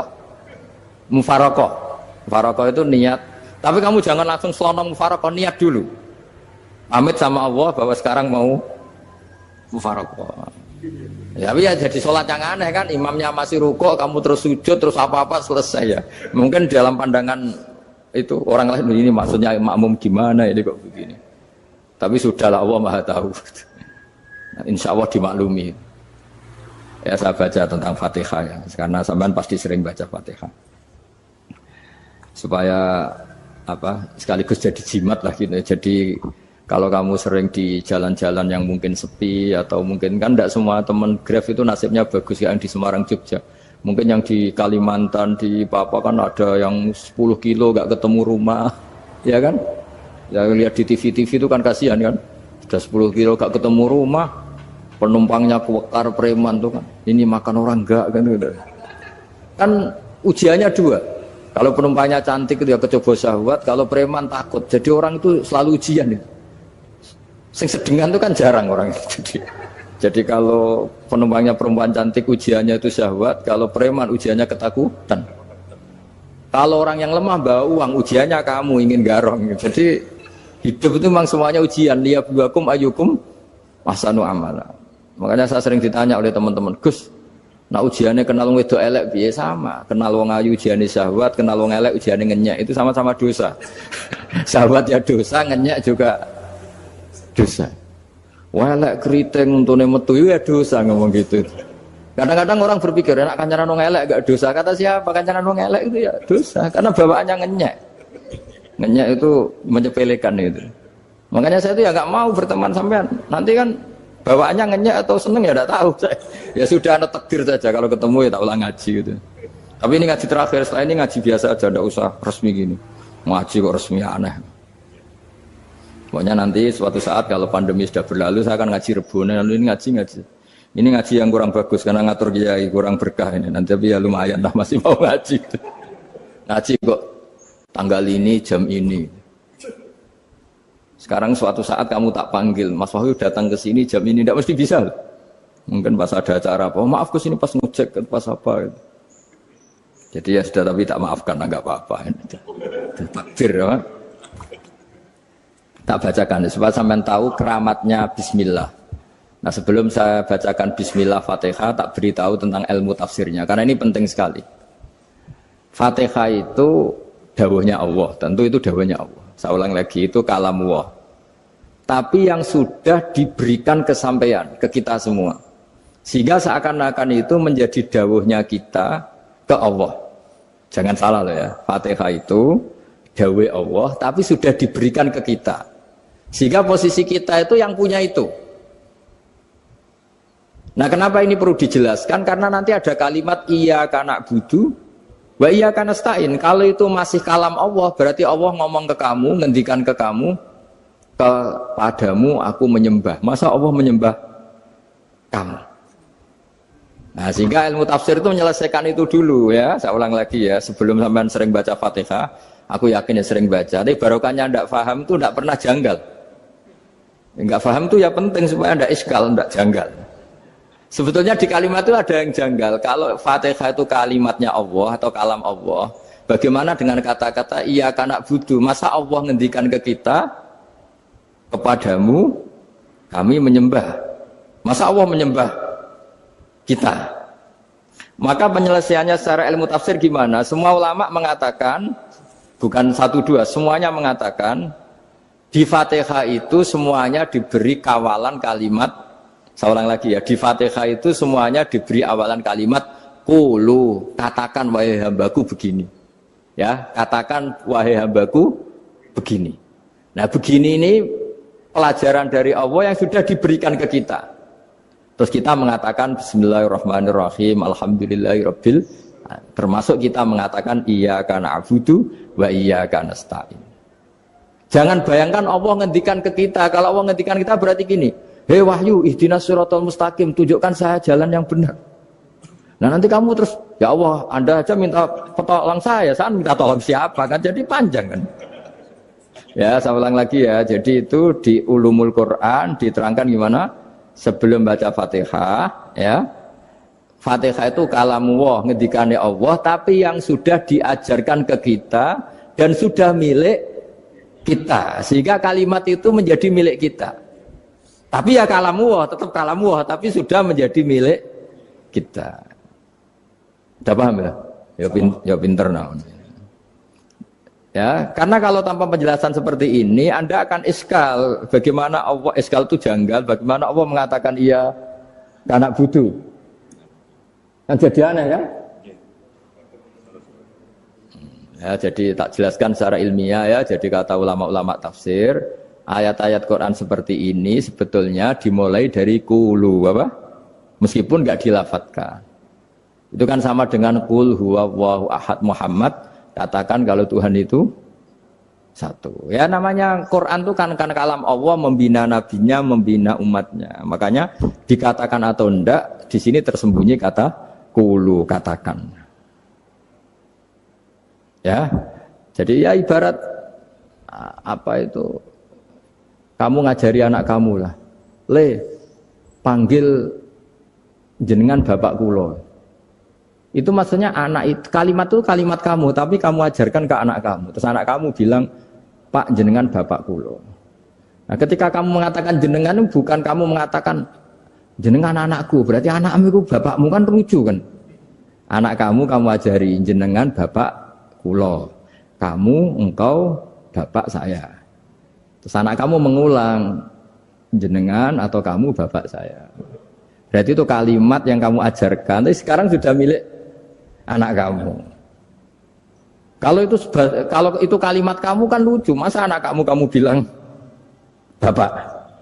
Nah itu seperti itu. Jadi ulama memberi solusi atau jawaban iyyaka na'budu wa iya, itu sebelumnya ada kata-kata qulu, katakan wahai hambaku, hubungan kamu dengan saya adalah katakan iyyaka na'budu wa iyyaka nasta'in. Terus hubungan kamu dengan saya katakan juga dalam doamu ihdinas siratal mustaqim. Jelas ya, jadi itu kalam Allah yang sudah milik kita karena diajarkan Allah untuk kita. Dong ya? Ya dong, gak jelas ya. Tapi bagus, gak jelas itu bagus. Kalau kamu jelas gak jadi digrab, jadi gubernur. Min azimi fadliha kasratu asma'iha wa fadail ukhra. Ini cerita dramatisnya surat Al-Fatihah. Qala Abu Hurairah radhiyallahu anhu inna iblisa ranna khina unsitat Al-Fatihah. Jadi iblis itu begitu kesakitan. Ini kitab Abu Abul Farad karangannya Sayyid Muhammad Alawi, juga kutipan dari beberapa kitab. Yang jelas beliau sendiri juga ngutip dari beberapa riwayat di beberapa hadis. Halaman 123. Ketika Fatihah turun itu iblis kesakitan. Kayak orang sakit gigi lah, tersiksa sisanya karena turunnya surat apa? Al-Fatihah. Artinya kalau Anda baca Fatihah dijiwai, maka Anda melemahkan setan, melemahkan iblis. Wa qala Mujahid, khina unzilat Fatihatul Kitab ronna fastama indahu asyayatin. Jadi ketika Fatihah itu turun, iblis itu terkapar lah kira-kira, sampai dijenguk banyak setan. Jadi kemana di ICU lah kira-kira gitu kalau sekarang itu, entah COVID entah enggak tahu, pokoknya di ICU sampai dijenguk banyak setan. Enggak tahu bawa apa enggak tahu, pokoknya dijenguk banyak setan. Ono yang nyangoni karena ini apa? Ketuanya apa? Pingsan, sakit. Jadi iblis itu sakit sampai dijenguk anak buahnya setan-setan. Ya, semoga kalian semua tidak kenal setan. Kalau kenal berarti teman, apa? Wa qalu misla dzalik. Wa qala lahum laisa mimma taquluna syai'un walakin unzilat suratun laisa ajru qailiha illa an harrama alaihi nar jahannam. Saya ini bukan sakit fisik kata iblis. Kamu tidak usah jenguk saya, datangkan dokter terbaik, tidak usah. Saya ini tidak sakit fisik. Saya ini sakit karena ada surat yang diturunkan, yang pahala yang melafatkan surat itu pasti selamat dari neraka. Padahal misi terbesar saya ini supaya manusia masuk neraka. Sekarang punya tamengnya. Wah pusing kan? Ya seperti orang lah goda sampean, ternyata sampean setia, itu kan pusing. Nah ternyata tidak setia, itu yang akhirnya ribet kan itu. Jadi iblis itu cita-cita terbesarnya kan semua orang itu masuk neraka. Nah sekarang turun satu surat yang gara-gara surat itu siapapun yang baca dijamin selamat dari neraka. Jadi walakin unzilat suratun laisa ajru qailiha illa an harramallahu alaihi nar jahannam. Karena jadi dia shock lah, kalau orang di Jawa itu bilang shock. Aduh sial nasib saya ini umat nggak bisa saya goda lagi karena punya tamengnya tadi punya. Qad tolakaidukum wa makrukum. Rekayasa kalian sekarang itu tidak ada gunanya semua. Nah, ini alhamdulillah di Indonesia kelihatan kan banyak yang miskin, banyak yang susah. Tapi selagi mereka masih sholat, itu keinginan mencari halal itu masih tinggi. Kayak apa kita di tengah kota, jauh dari anak istri, jauh dari tetangga. Biasanya kalau orang jauh dari anak istri, tetangga kan sakar PDW. Tapi yang soleh masih banyak, sudah jauh dari keluarga tetap lurus. Loh kalau yang dekat lurus kan wajar konangan wong akeh kan. Ini sudah jauh masih lurus. Nah ini enggak lepas dari barokahnya surat apa? Surat Fatihah tadi. Jadi karena ada surat yang menjamin pelafalnya atau qailiha terbebas dari api neraka. Wa qalat as-sayatinu lahu is ayyusai'in ta'muruna ya maulana. Faqala lahum idhabu wajtahidu hatta tukhfilu qulubahum hatta la yaqulu hadhihi surah. Lalu kita gimana? Jari para setan gitu. Lalu kita gimana? Terus kata iblis, sudah bikin mereka lupa sehingga tidak baca lagi. Selagi masih baca kita pasti keok. Jadi kalau sampean sudah jarang baca Fatihah itu berarti sudah bagian dari kemenangan apa? Iblis. Jadi kalau sampean sudah jarang baca Fatihah itu berarti bagian dari kekalahan Anda, kemenangan iblis. Masih sering baca? Berapa kali? Terus apa lagi?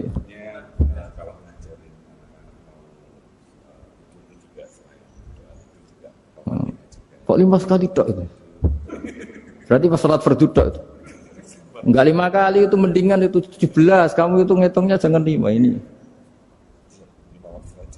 5 waktu itu berarti lumayan kan? Berapa? 17 ya? Ya. 17 ya? Ya. 17, tapi kalau makmum tuh sering separuh kan, apalagi makmum tarawih. Ya kan? Makmum tarawih itu bacanya Fatihah ada yang sempurna enggak ya? Ya enggak lah. Baru alhamdulillahirabbil alamin ruku ikut ruku gitu. Makmum kan yang tarawih lah, Mas. Kalau tarawih jarang sempurna ya. Fatihahnya itu. Kan imam sudah ruku. Kamu bacanya Fatihah sampai mana tuh? Baru setengah ya. Ya paling pas tarawih aja kan enggak sempurna ya. Apalagi kalau imamnya sing kilat tuh, waduh malah. Nah ketika Fatihah itu sebegitu keramatnya, sebegitu topnya, itu setan rapat, singkat cerita itu, yang tadi dipimpin oleh iblis yang sedang terkapar apa? Terus tali obatnya nggak ada, cuma dia shock karena ada surat yang turun yang melafatkan itu pasti selamat dari apa? Neraka. Nah ini gimana saran Anda? Terus sarannya adalah bikin orang-orang itu lupa, tidak baca Fatihah. Nah ini rapatnya iblis. Idhabu wajtahidu hatta tufilu qulubahum hatta la yaqulu hadhihi surah. Kala yuksiru qira'ataha wa la yakunu lahum ajrun wa thawabun bal yakunu lahum adzabun wa iqabun.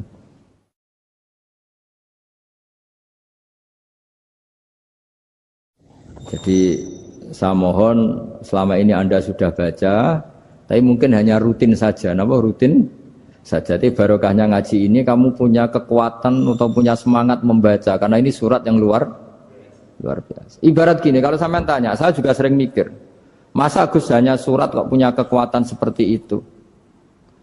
Di dunia ini kata Allah, mulai Nabi Adam sampai kiamat, nggak ada yang bisa menandingi kekuatan kalimah. Kalimah itu kata-kata, nggak ada yang bisa menandingi kata-kata. Misalnya Anda nge-grab, berangkat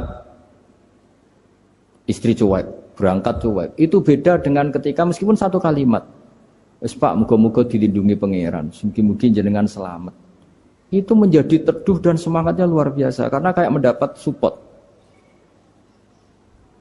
Jadi kira-kira kalimat itu hubungannya kita dengan Allah, Fatihah itu seperti itu. Kamu melafadzkan satu kata-kata yang dibenarkan langit bumi, dibenarkan aras, dibenarkan malaikat, dibenarkan semua penghuni di dunia ini. Sehingga itu efeknya luar biasa.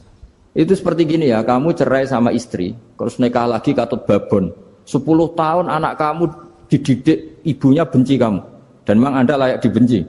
Duwidek. Dan sampai nggak pernah manggil kamu Pak. Suatu saat, kamu tentu rindu kan, ingin dipanggil bapak oleh anak kamu. Suatu saat anak ini manggil kamu Pak E. Wah itu senengnya bukan main.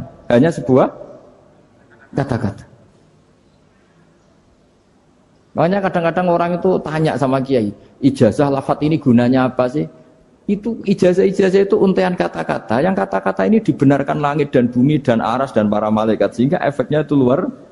Nah ibarat seperti itulah, kamu melafadzkan Fatihah itu melafadzkan kata-kata yang dibenarkan Allah dan Rasul dan semua malaikat, semua penghuni langit. Maka ini efeknya pasti luar.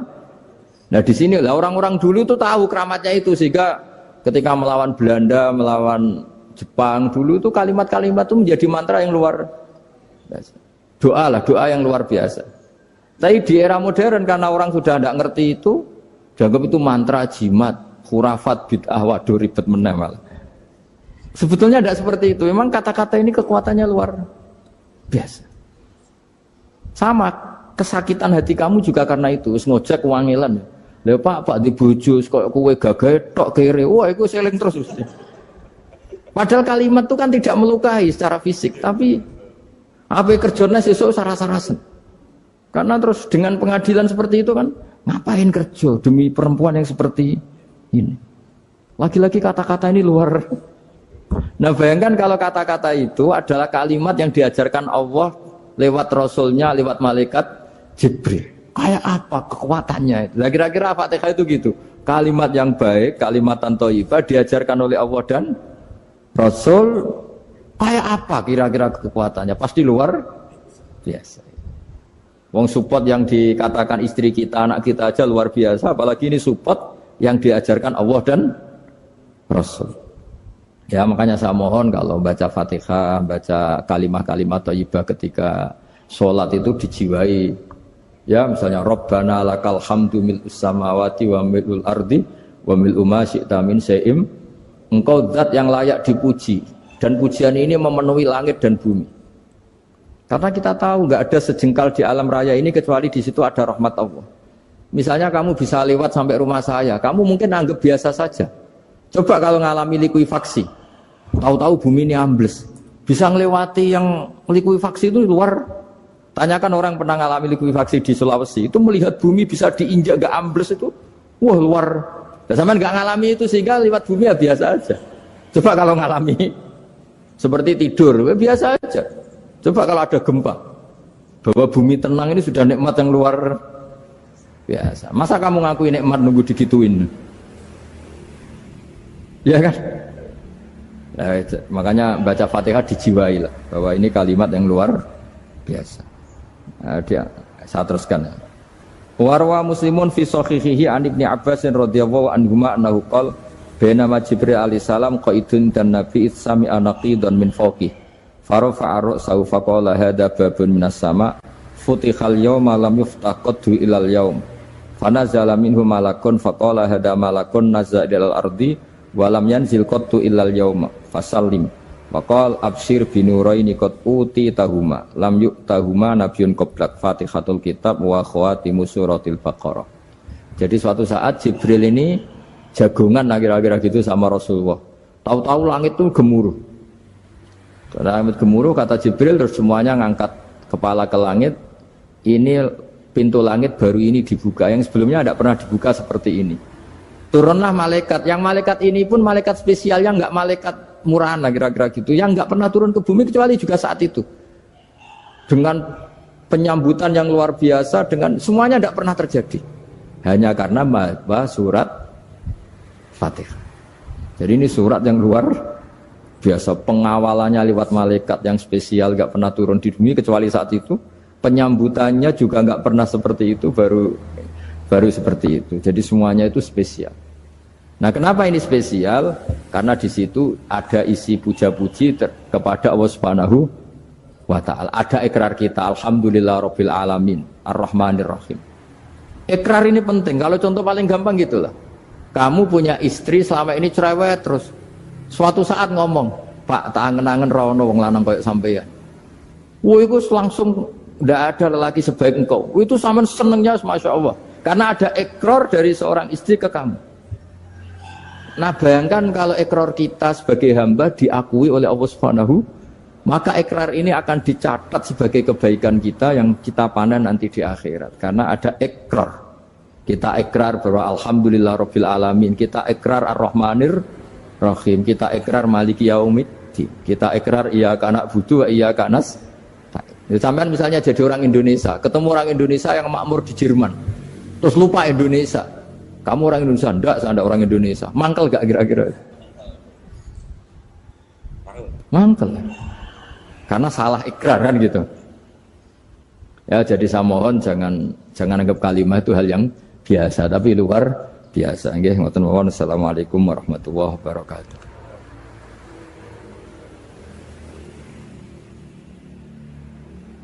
Saya berkali-kali kampanye di mana-mana lah, kampanye dan menganjurkan. Di antara catatan dalam Suhufi Ibrahim wa Musa kan ada kan di Quran itu yang dinamakan lampiran-lampiran wasiatnya Nabi Ibrahim dan Nabi apa? Musa. Itu di antara catatannya begini. Orang yang punya akal itu adalah orang yang bisa menikmati sesuatu yang baik. Misalnya gini, contoh gampang gini. Kamu punya anak pertama atau punya anak yang masih kecil. Itu gendong tuh senangnya bukan main. Melihat anak sehat tuh senangnya bukan main. Mungkin saat itu banyak orang yang sedang maksiat dengan perempuan nakal atau dengan teman-teman nakalnya. Yang nganggap seperti itu tidak nikmat. Tapi andaikan ini ditimbang ya ditimbang. Yang maksiat tulan, misalnya paling ukuran bahagianya itu 70%. Tapi yang ini, yang nimang anak baru lahir atau masih kecil, corong Jawa ngeloni anak, bisa saja bahagianya itu sampai 100%. Artinya selama ini kesalahan kita adalah nganggap maksiat itu pasti menyenangkan dan taat itu tidak menyenangkan. Makanya saya berkali-kali fatwa, untuk melawan kenikmatan maksiat, orang harus terbiasa menikmati taat, menikmati kebaikan. Jangan kira kita nimang istri nikmat, nimang anak nikmat, ketemu teman yang lama tidak ketemu juga nikmat. Artinya kita akan melewati berjam-jam untuk jagungan sama teman, sama anak, sama istri. Dan itu harus kamu nikmati supaya mengganti tidak berkebutuhan nikmat yang lewat jalur maksiat. Jadi saya mohon sarana-sarana yang menyenangkan itu, yang taat itu kita maksimalkan. Makanya bapak saya itu sering pesen, kowe nak ngaji sing guyon, sing seneng. Nganti wong maksiat itu karena cari kesenangan. Coba kalau kesenangan itu sudah didapatkan saat taat, maka tidak butuh lagi kesenangan yang berbentuk maksiat. Makanya orang-orang wali dulu kalau sudah sholat itu gak bisa berhenti karena merasa nikmat. Makanya Nabi pernah ngendikan wa qurratu aini fi sholat, nyaman saya itu kalau sedang sholat.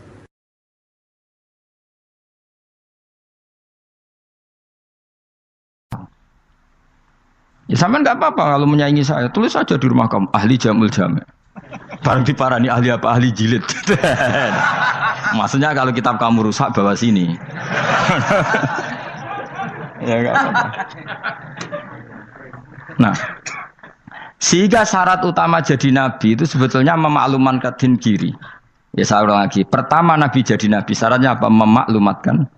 Sehingga pertama beliau jadi nabi naik gunung Sofa, kemudian ya maksara Quraisyin halummu ilayya, wahai orang Quraisy kesini. Terus nabi mulai manggil satu-satu, ya bani abdi amanaf kesini, ya bani fihir kesini. Terus saya ini adalah an-nadhirul mubin, saya sekarang diangkat jadi nabi. Terus Abu Lahab marah-marah, tabban laka ya Muhammad alihada jama'tana. Muhammad kamu itu orang sial, kita enak-enakan tidur gara-gara kamu manggil kita datang, ternyata hanya untuk urusan seperti ini. Makanya terus ada tabat yada abi labi watab. Tapi yang iman kemudian tanya, Muhammad kalau kamu setelah jadi nabi misinya apa? Saya diutus Allah untuk kamu menyembah Allah, tidak boleh menyekutukan Allah. Dan Allah memerintahkan kamu afaf. Afaf itu meninggalkan zina, meninggalkan maling, gini-gini. Coba kalau nabi tidak memaklumatkan diri, jadi nabi seklunak-klunus, ketemu wong monggo nggih. Ada tembu dia nggih. Sengerti nak nabi ku sapa? Sehingga orang-orang yang humul, yang menyembunyikan diri itu di bab ulama masalah besar itu. Karena ciri utama dosa adalah kitmanul ilm. Makanya Nabi sidik amanat tabligh fatona. Tabligh itu lawan katanya apa? Kitman. Makanya saya ngaji di mana-mana. Saya di Jakarta ngaji, di sini ngaji, di Pasuruan ngaji. Harus dimaklumatkan ilmu. Dan kalau ada orang tanya ya tak jawab. Saya tuh kitab yang paling aneh di pesantren, misalnya yang mulai aneh lah. Gak Jamul Jami'. Saya sampai sekarang masih ngajar Jamul Jami'. Kitab yang aneh. Macane lagi roh judulnya pusing. Jamul Jawami'. Kumpulane pira-pira kumpulan. Jadi ilmu apa ae ana ning kono. Sing gak ana ilmu dukun, mboten enten. Ilmu carane bodoni ora ana. Ning kono mok carane mlebu swarga tok. Mane potensi kula mlebu swarga itu tinggi sekali. Cara sing model piye duwe. Dadi mun. Dadi cara sing model piye duwe. Jadi cukup banyak napa? Cara. Sampe nek ndek cara sitok ora mesti kula nu gak ada cara kathah. Dadi nek dari cara iki mentok ganti cara iki mentok. Ya terakhir paling gampang itu coro nganggo fadole pangeran. Iku kena mbok tiru. Pokoke mbok swarga nganggo fadole pangeran. Masalah utama kita sebetulnya itu. Makanya saya tidak pati cocok sama orang sufi itu. Kebenaran itu harus dimaklumatkan. Sementara orang sufi itu ingin menyembunyikan diri. Itu kalau untuk yang alim itu tidak bagus. Wong kita saja tahu itu dokter atau bidan karena tulisan. Ini bidan, ini dokter. Dan mereka jujur, dokter umum, dokter spesialis. Loh, coba misalnya di kota, kamu tulis saja penyalur kebaikan. Orang yang ingin mondok, pondok pilihannya ada, Sarang ada, Peloso, Lirboyo. Kalau saya ke sana gimana? Saya kenal Gusnya, tak anter. Wan keren, juga ada penyalur. Kalau orang bisa tersalurkan ke Korea, ke Korut, ke Jepang karena tulisan, kenapa tidak banyak orang tersalur kebaikan karena tulisan? Enggak orang mau kelunak orang jelas. Meskipun nanti ditawari orang, mesti dulu sih ahli takrib, mesti wong guyu. Ahli Fathul Qori sampai bab sholat. Tulis saja jujur, maaf tapi hanya sampai bab sholat. Tulis saja, ada maafnya barang, maaf tapi sampai bab sholat. Enggak apa-apa. Paling untuk wong sowan, larian modok jenengan 2 tahun. Tapi ini bodohnya mau 3 bulan, mulai ngajinya dok bab sholat. Enggak apa-apa. Loh itu dulu memang begitu. Rasulullah zaman Sugeng itu kalau ngajari santrinya itu balighu anni walau ayah, maklumatkan ke kampung kamu meskipun 1 ayat. Banyak sahabat kalau ditanya ya tidak bisa karena ngajinya tidak hatam. Tapi ya terus gak apa-apa, kok tak soal Abu Bakar, tak soal Umar, ditanyakan yang lebih pintar. Saking tidak pahamnya sahabat itu lucu ketika ada ayat wa kulu wasrabu hatta yatabayyana lakumul khaytul abyadu minal khaytil aswad. Itu kalau mau tidur ya benar-benar bawa benang putih sama benang hitam, ditulis dipasang di pintunya. Jadi kalau makan diinceng lagi, kok masih belum kelihatan, wah masih boleh makan. Terus begitu. Kalau sudah mulai syuruk, mulai padang, wah berarti sudah imsak. Jadi karena makanlah dan minumlah sampai benang hitam terbedakan dari benang putih. Artinya kalau malam kan dulu kan nggak ada listrik, nggak ada lampu, berarti kalau benar-benar masih malam nggak terlihat, berarti masih boleh makan. Nanti terus dilihat gitu. Terus, ya sudah wakafnya di situ. Hatta yatabayyana lakumul khaytul abyadu minal khaytil aswad, wakaf dulu. Terus akhirnya Kanjeng Nabi itu piye kok umatku dadi masangi benang ini. Akhirnya Jibril teko. Ini makanya unik dalam ulumul Quran. Satu-satunya ayat yang diturunkan hanya 1 kata itu ya ayat itu tok. Terus Jibril datang, Muhammad ayatnya itu kurang sitok. Minal fajr. Terus ditambahi minal fajr. Jadi minal fajr itu unik. Ada Jibril jauh-jauh dari langit. Iku mau nurun apa? Minal fajr. Makanya kalau kamu nanti dites, kalau ingin jadi dokter tafsir dites, ada 1 kalimat yang diturunkan jauh-jauh Jibril ke bumi. Apa kalimat itu? Jawabannya minal fajr. Wis alim gue yakin alim. Memang ikut tak? Masa ikut? Ergo gara-gara sahabat itu terus masangi apa? Benang ngincang.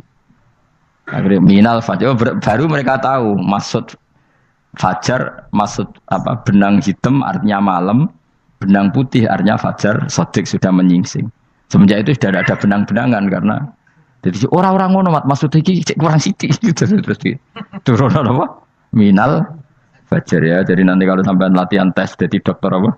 Tafsir. Ayat mana yang diturunkan hanya 1 kalimat atau 1 kata jawab apa? Minal fajr. Itu lolos langsung dokter. Pun pinter. Ya pinter ngerpek maksudnya ora digandeng. Lah nanti hubungan kita dengan Allah ya seperti itu. Sejauh mana kita memaklumatkan Allah, sejauh mana kita mengkampanyakan Allah. Saya berkali-kali bilang, saya kemarin kan di Korea, itu sebetulnya saya yakin hanya doa saya.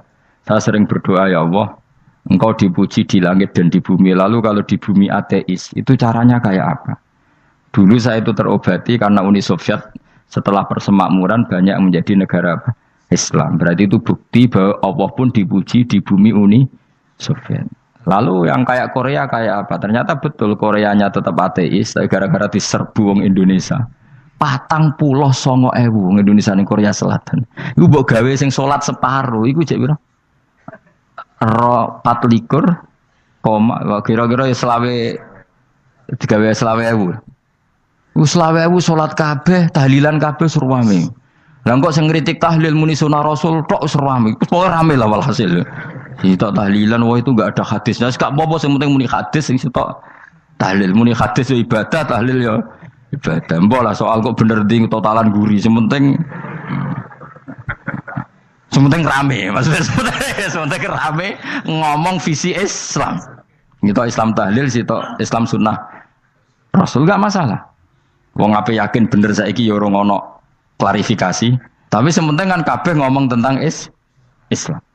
Artinya gini, Allah punya cara untuk supaya bumi Korea itu ada yang bertasbih bersujud. Mil'us samawati wa mil'ul. Allah tidak kurang cara. Golek wong kedonyan ditawarik ke sana demi uang. Bareng wis ning kono dielingno pangeran. Segawe masjid, kontrak masjid macam-macam lah, masjid kontrakan ning Korea. Nang kene ra ono masjid. Pusing. Saya pernah ngisi di satu masjid itu gambare pintu gerbangnya bukan salib kan. Ternyata tingkat 1 itu gereja, tingkat 2 bar, tingkat 3 masjid. Kadang ya kebalikan, masjid, bar, gereja. Satu gedung. Jadi malaikat saya tidak tahu lewatnya gimana itu. Enggak tahu itu cara lewat gimana. Karena malaikat bagian rahmat itu enggak bisa dia lewat salib. Tapi dia harus menulis ganjaran yang sholat. Enggak tahu saya lewatnya dari mana karena itu. Ya tentu dia punya cara lah. Tapi yang jelas ya agak bingung ini gimana. Itu pernah yang tingkat 2 itu bar pas aktif. Ada santri yang ya pekerja imane pas-pasan. Kulo nate wis badhe Jumatan, mlebu bar pas aktif wae wong ayu. Meh wera Jumatan. Mergo mau tingkat 2 bar, tingkat 3 masjid. Itu ono khutbah yang barnya tetap main, ada bar yang masjidnya tetap khutbah. Itu masuk bar. Sudah Jumatan apa ning kene wae.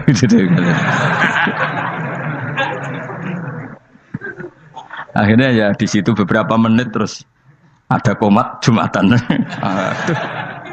Dosa ta Gus ini. Ya aku muni. Ya segelem Jumatan kok apik. Wong seperti dilakoni kok takok dosa ta Gus. Oh raimu kadung lakoni kok takok. Artinya gini, Allah punya cara untuk menyebarkan Islam di Korea. Sama seperti Allah punya cara untuk menyebarkan Islam apa? Di Indonesia. Dulu orang Gujarat, Punjab, ya sejarah ini menurut saya ya tetap sebagiannya benar. Meskipun tidak seluruhnya benarnya sejarah Islam masuk Indonesia rata-rata orang kan menulis pedagang Gujarat, India ke Indonesia dagang karena mereka mukmin akhirnya juga menyebarkan apa? Islam. Itu jelas nyata. Meskipun tidak semuanya seperti itu karena ada yang dibawa Yusuf Baros itu yang muridnya Sayyidina Ali itu. Terus juga ada yang dibawa beberapa habaib dari Yaman langsung ke Indonesia kayak yang di daerah Tuban itu kan langsung Habib-habib dari Samarkand langsung ke mana? Tuban. Makanya saya bilang sejarah itu semuanya benar karena memang variasi masuknya Islam di Indonesia itu banyak. Jadi itu enggak masalah. Sampean niru sing kedonyan mawon sing luwih gampang napa? Lho nggih to, kayak Jakarta itu kan kota kayak gitu, baru kayak wong kedonyan orang ke Jakarta semua. Gara-gara tahu mondok pedutan tadi ahli Fathul Qorib tadi yang sampai bab salat terus bikin masjid. Iku coba takoki faraid terang ora iso kan.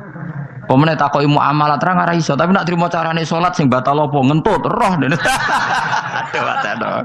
Ilmune kok roh nak nganti bab iku jek roh. Sing batal salat apa jek roh ngentut nyekel wong wedok jek roh. Tapi mbok aja takoki sing detail apa? Cara mengenali kiblat dengan hisab ya marosdil kiblat itu serang arah iso. Atau nganggo komputer itu loh, nganggo jam, nganggo kompas. Padahal ono ilmune ya marosdil apa kiblat di bulan tertentu, hari tertentu itu nanti matahari tepat di atas Ka'bah. Serang arah iso, nak ngono niku serang arah iso. Ya saya ulang lagi ya. Jadi kesalahan kita adalah kebenaran itu kita sembunyikan. Padahal awal dikenalnya Islam itu lewat i'lam, fasda bima tu'maru. Kebenaran harus dimaklumat. Tapi problemnya Islam Indonesia tuh kadang humul tuh bangga. Enggak dikenal orang itu bangga gini. Oke lah, kalau yang enggak, saya sendiri ya suka humul. Sampai sekarang saya suka humul. Saya sampai sekarang enggak suka tamu. Bukan karena benci tamu, ribet. Maksud saya kalau sowan kiai yang ngaji saja, ora usah sowan. Oh ribet. Ya lucu kan, seneng Gus Bak jare wong alim. Terus senenge mau sowan tok ngaji ra gelem iku piye karepe? Wong kok aneh. Iku berarti kok karo kowe seneng dokter, konsultasi obat ra gelem tapi ngajak jagongan. Dok, jenengan tiyang pundi? jenengan manggen dalam mriki mulai tahun pinten? Lah ya kowe takok dokter kemalan. Mesti nek kowe takok laram apa, obate apa kok malah kenalan. Pindah Jogja tahun pinten, Dok? Lan jenengan kawin mriki tahun pinten? Lah wong jare Gus Bae wong alim kok sowan ngono. Jenengan kelahiran tahun pinten, Gus? Zaman dinosaurus. Wong alim kok takoki lahire iku piye karepe? Sesuk tak gak takok pisan matiku kapan, Om.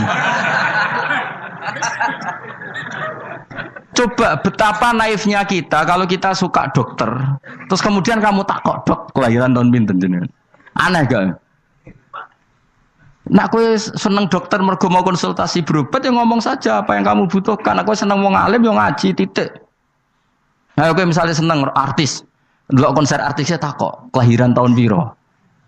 Gak penting artis ayu mbok delok seneng, wis sudah gitu aja. Ora wong alim yo ngono, ngaji seneng. Ini kadang wong Jawa lucu, seneng wong alim sowan terus takok-takok.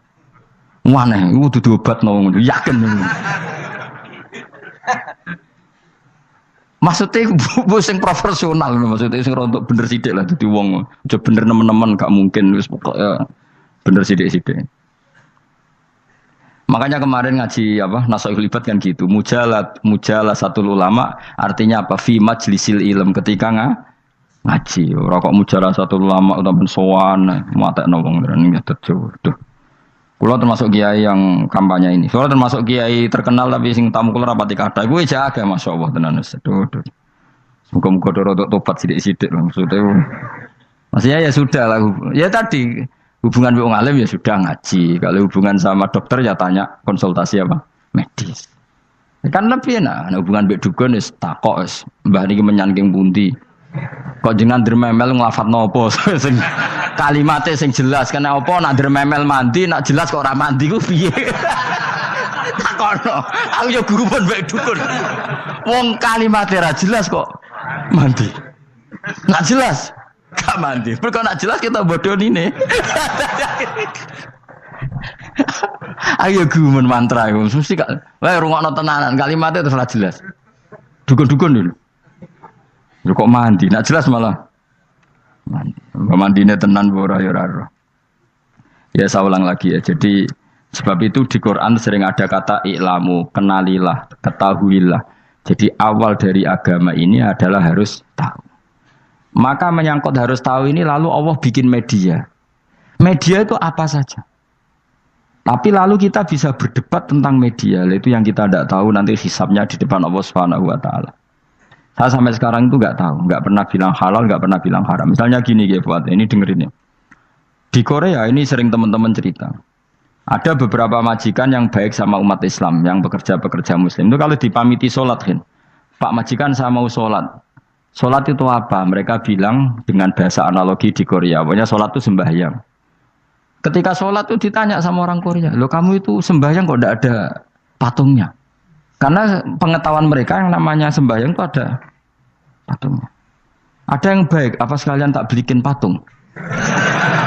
Jadi wong Islam pas sholat tuh didelok ngarepe dure kok gak ono patung. Ono sing ape sujud tuh digambarno salib. Mergo dekne denger-denger kalau karena tidak tahu Islam itu apa. Sementing ada personifikasi Tuhan. Ada lagi ini yang agak ngeri. Ada pegawai Garuda karena dia agak terpelajar waktu sholat, dia sholat sama krunya di mall. Itu langsung security mall nelpon polisi, ini ada ritual teroris gitu. Jadi sholat itu dianggap mukadimah sebelum ngebom. Jadi ritual. Pertanyaannya adalah, karena mereka tidak pernah ngerti sholat itu kayak apa. Dan kadang-kadang orang ngerti bahwa sholat itu adalah ritual umat Islam itu lewat media. Media itu bisa berita, bisa dokumenter, bisa apa saja. Kita tidak pernah tahu cara Allah mengertikan. Seperti kita tidak pernah tahu madzhab Mu'tazilah, tahunya itu dari kitab-kitab ahli sunnah wal jamaah. Coba kita semua misalnya tahu madzhab yang aneh, Mu'tazilah, Jabariyah, Qadariyah, itu dari kitab mereka apa dari kitab ahli sunnah? Dari kitab ahli sunnah. Maka bisa saja informasi keburukan itu dari orang baik dan informasi kebaikan dari orang buruk. Kita tidak pernah tahu. Karena ini yang bisa ngelola hanya Allah Subhanahu wa taala. Tidak bisa, kita tidak bisa, hanya Allah yang bisa. Maka perdebatan Ahmad bin Hambal dengan Haris al-Muhasibi itu seperti itu. Misalnya gini, tak kiri contoh.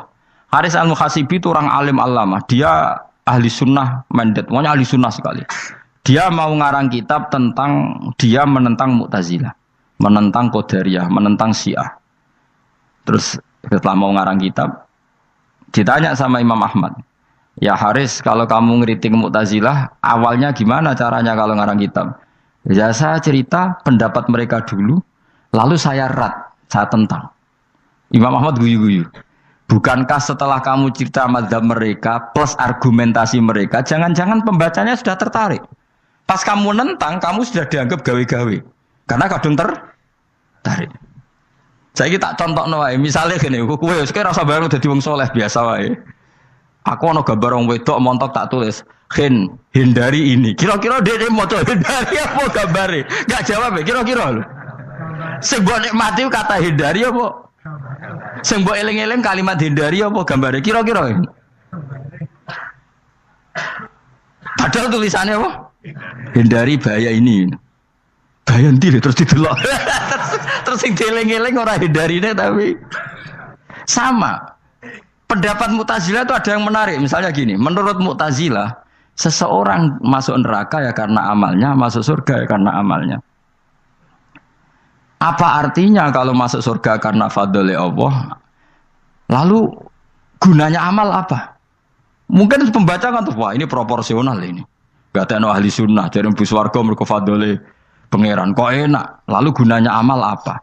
Padahal dia tahu pendapat Mu'tazilah itu dari kitab itu, kitabnya orang ahli sunnah. Gak pernah tahu kita. Ya saya ulang lagi. Itu kan ibarat kayak KUHP. Kamu baca KUHP draft, terus kamu cocok.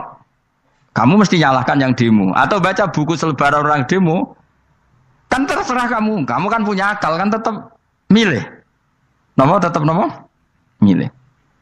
Problemnya kata Imam Ahmad itu, ketika kamu menceritakan pendapat Mu'tazilah, bisa-bisa orang itu kadung tertarik. Ketika mulai kamu tentang, orang itu gak tertarik sama penentangan kamu. Berarti kamu ikut menyebarkan Mu'tazilah. Sama seperti tadi, gambar perempuan yang agak jorok tadi, sebetulnya tak tulisi kata hindari. Padahal Ruhinus gak tahu, eling wong wedok gara-gara tak kei gambar hindari bahaya ini, malah jadi eling. Orang eling tulisannya eling. Nah hakikat saya ini penyebar kata hindari apa penyebar gambar itu? Coba. Lalu status saya ini pengedar gambar itu apa pengedar kata hindari? Iya yang mengedarkan kata hindari tapi yang mengedarkan. Nah sama sekarang pertanyaannya, kalau kamu ngarang kitab anti Mu'tazilah itu sebetulnya pengedar mazhab Mu'tazilah apa penentang? Ya pengedar juga karena umat tahu dari kitab kamu. Dong toh. Lah ya mulane ku dadi perdebatan, kok koyo iya koyo ora. Juga tuh gale gini misalnya, kamu jangan milih presiden yang dari militer, itu pasti keras, tegas, terus kaku. Ternyata pembaca itu wataknya militer, lu cari yang begini, pusing kan kamu.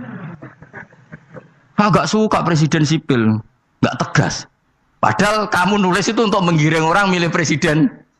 Jangan milih yang militer, pasti tegas, nggak demokratis, nggak nerima pendapat. Ternyata pembacanya suka saya punya pemimpin yang tegas. Habis kamu kan?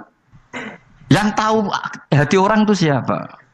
Makanya ketika kitab ahli sunnah dipenuhi dengan cerita-cerita mazhab Mu'tazilah, itu sebetulnya kamu itu pengedar apa penentang? Itu pertanyaan Ahmad bin. Akhirnya Imam Haris al-Muhasibi bilang gini. Enggak maksud jenengan itu ngelarang apa dukung. Pokoknya mangkel. Dari Imam Yo aku pokoknya ngomong ngono ae pokoknya. Terus akhirnya Imam yes nang ngoten ketok arahe jenengan mboten sedo ngarang. Makanya Haris al-Muhasibi akhirnya enggak mengarang kitab itu. Dia sebenarnya pernah rencana Kitabul Firaq fil Islam. Dia mau ngarang kitab kelompok-kelompok dalam Islam. Ya coba mau apa coba. Misalnya kamu bela tahlil nasibnya juga seperti itu. Hujahnya tahlil, ini gini. Terus hujahnya penentang tahlil. Yang bisa mengendalikan pikiran pembaca siapa? Ternyata dia tertarik sama pikiran penentang. Lucunya yang menceritakan kamu, pengagum tahlil. Kan tidak pernah tahu. Mana nak dari ceritanya Mbah Mun itu lucu. Mbah Mun tuh mondok Lirboyo. Itu di Bandar Kidul akeh wong ayu. Itu dulu babanya Mbah Mun itu ada yang suka orang sana sampai nikah orang sana juga pulang ke sarang. Itu diantara mbah-mbahnya Mbah Mun. Suka perempuan sana terus nikah sana nggak pernah pulang ke sarang. Lah Mbah Mun tuh lahir dari adiknya, pokoknya dari keluarga, dari saudara yang nggak pernah pulang dari Bandar. Diwasiati, Mun nak mondok ujo geman dolan ning Bandar Kidul. Kah akeh wong ayu. Akhirnya malah penasaran. Justru kalimat itu yang menjadikan maksudnya ku ajune nganti sepiro kok nganti mbahku katut kan malah akhirnya penasaran. Lare kata Mbah Mun, tak angen-angen bener Imam Ahmad bin Hambal. Maksudnya ku kalimat itu pancen ribet. Kalimat itu ribet pancen. Coba milih mana coba? Jong aja geman moro pasar opo lah nang daerah kono. Ono opo? Bahaya kan. Gara-gara kamu melafatkan itu malah orang penasaran. Di sana ada bareng delok ning kono ya nak terus mulai nak ora. Nah, makanya pertanyaannya, pengarang buku juga kena hisab karena sebetulnya apa yang dia tentang orang lain menjadi tahu karena ceritanya dia. Coba kamu ngarang kitab saja yang anti Syiah atau anti Mu'tazilah atau anti Murji'ah atau anti otoritarian, mesti pembaca itu enggak bisa kamu kendalikan. Nah, itu juga rawan hisab. Makanya berat. Pokoknya walatus alunna yauma idzin anin naim. Semua itu nanti dimintai tanggung jawab oleh Allah Subhanahu wa taala. Karena kita tidak pernah tahu. Akhirnya Haris Al-Muhasibi gak ngarang kitab. Imam Ahmad itu tidak punya karangan kecuali riwayat Musnadu Ahmad bin Hambal. Kalau ada 14 juz. Dia tidak